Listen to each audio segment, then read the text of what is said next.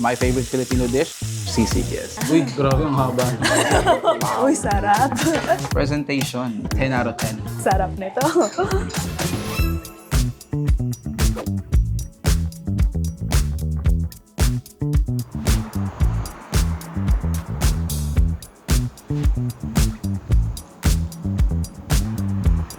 Ang daming pagkain pala, oh. Very Philippines. True. Nakita ko yung tenga, Uy, sarap. Oo nga. tsaka yung isaw. Today, nandito kami sa Cabalen, dito sa may Bathurst and Wilson. Kasama ko ngayon si Jill, ang aming student intern sa Filipino TV. Kamusta? Okay lang. So, ngayon nag-crave kasi ako ng sisig. And naisip ko, sa sobrang dami ko nang na-try na sisig dito, is parang hinahanap ko yung medyo authentic na flavor. So, naghahanap talaga ako nung reminiscent nung na-try ko sa Philippines. Kasi, actually, ang family ko from Pampanga. Yung dad side ko from San Fernando and my mom side is from Angeles. Si Aling Lusing yung parang na-credited for reinventing sisig. Although hindi siya yung talagang nagsimula nun, pero yung reinvention ng term na sisig is nagsimula sa kanya. So yung family ng mom ko is from there. So, and then na-try ko na rin si Aling Lusing. And then dito sa Canada, I've been here for so long, and isa sa mga talagang ginagawa namin ng girlfriend ko, ng mga friends ko, is talagang nagsisisig exploration kami around the GTA. Ikaw ba? Mahilig ka rin ba sa sisig? Sobrang hilig ko sa sisig. Ever since na pumunta ako dito sa Canada, hanap ako ng hanap kung ano talaga yung masarap na sisig.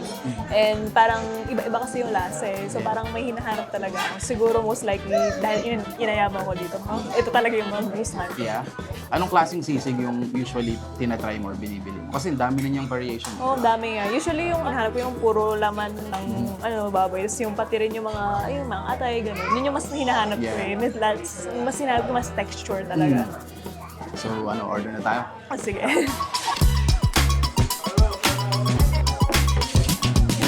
Ngayon lang ako nakita ng seasoned plate na ganito mahaba. Oo, true. Wow.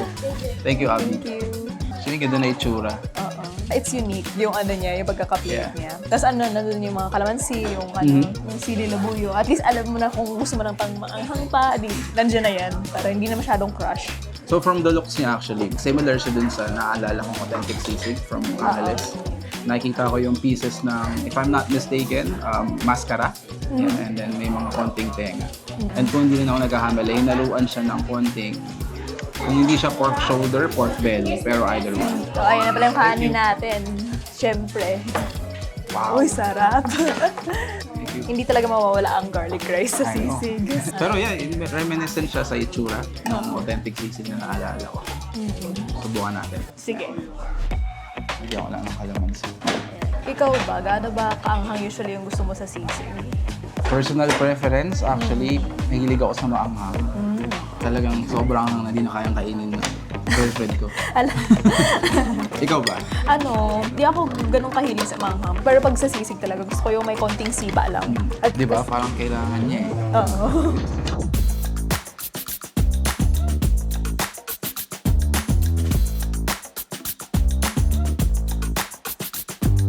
First bite.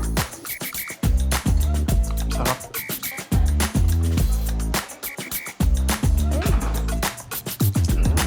Yung personal sa akin, meron nga siyang liver. Malasahan ko rin yung pagka-citrus niya, yung kalamansi. Which is okay kasi lalo na kapag nasa Canada tayo, hindi naman ganun ka-accessible yung kalamansi. So, ang ginagawa ng iba is substitute nila yung kalamansi for lemon, mga ganun. Parang iba lang talaga yung flavor ng kalamansi. Which is galing. Sarap. Yung sa akin naman, parang feel ko agad, yung linamnam nandoon. Yun talagang pinakahinaharap ko sa sisig. As in, pagkain mo pa lang, nalalasahan mo na iba't ibang flavors. Nandun, umami, gano'n. Even yung fat, sobrang lambot niya, almost nag-melt na siya sa bibig mo. Which is sobrang yung gusto ko pag mga pork dish. Sarap. Sarap niya. Nabanggit mo nga na yung usually yung ibang sisig merong mayonnaise. Actually yun yung unang type ng sisig na na-try ko. Tapos parang sa akin parang may konting tamis kasi na i-add yung mayonnaise, di ba? Tapos parang nung ngayon na nakatikim ako ng walang mayonnaise or yung walang itlog, talagang it makes a difference talaga dun sa lasa. First time mo ba makatry ng authentic? Ah, talaga. Oo.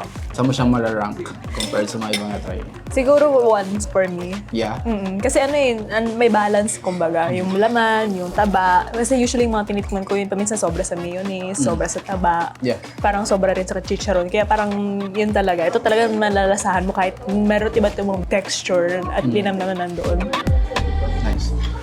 And isa sa mga history na interesting na nalaman ko about sa sisig is yung paggamit nila ng face, ng mascara. So, may magtatanong bakit mascara yung gamit, paano nila naisip na gamitin yung face ng baboy.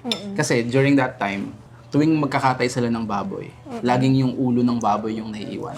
Walang kumakain noon or minsan tinatapon na lang. So, kung ibebenta siya sa mga palengke at that time, sobrang mura lang. So, naisip ng mga Kapampangan, meron namang mga karne ito bakit parang pwede pa ito gamitin? So, tinanggal nila yung tenga, sinapchop nila yung pisngi, ganyan. And yun na yung naging unang version ng sisig na kinakain natin. Ayun lang masasabi natin, yung sa history talaga, ni-make sure talaga nila na i-utilize nila kahit anong parte. Kasi syempre, dahil nga yung mascara maraming laman, alam nilang may talaga, may magagamit talaga or ma-utilize talaga siya. Tsaka sayang din di ba? Oo. Yun yung isang part ng bakit sobrang hilig ko sa dish na to. Very interesting siya sa akin. So gusto ko naman siya i-try with yung sili. Mahilig talaga ako sa manghang. Gusto ko dagdag natin ito. Kaya try natin siya with sili.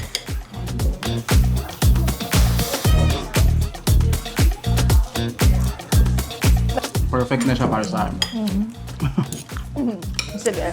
Ako naman, try natin yung may atsara. Kasi meron ditong sides Papaya, may counting carrots. Ayan.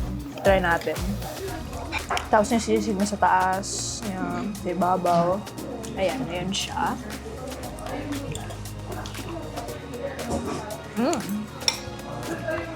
Masarap siya. Parang niya, yung atsara. Nawawala yung parang oiliness niya. May balance din. Yeah. Actually, dito sa Kabalen, hindi lang naman sisig yung dish nila. Marami pa silang iba't ibang Filipino dishes. Marami silang mga authentic na Kapampangan dishes dito. Uy, wow. May dessert pa. Yes.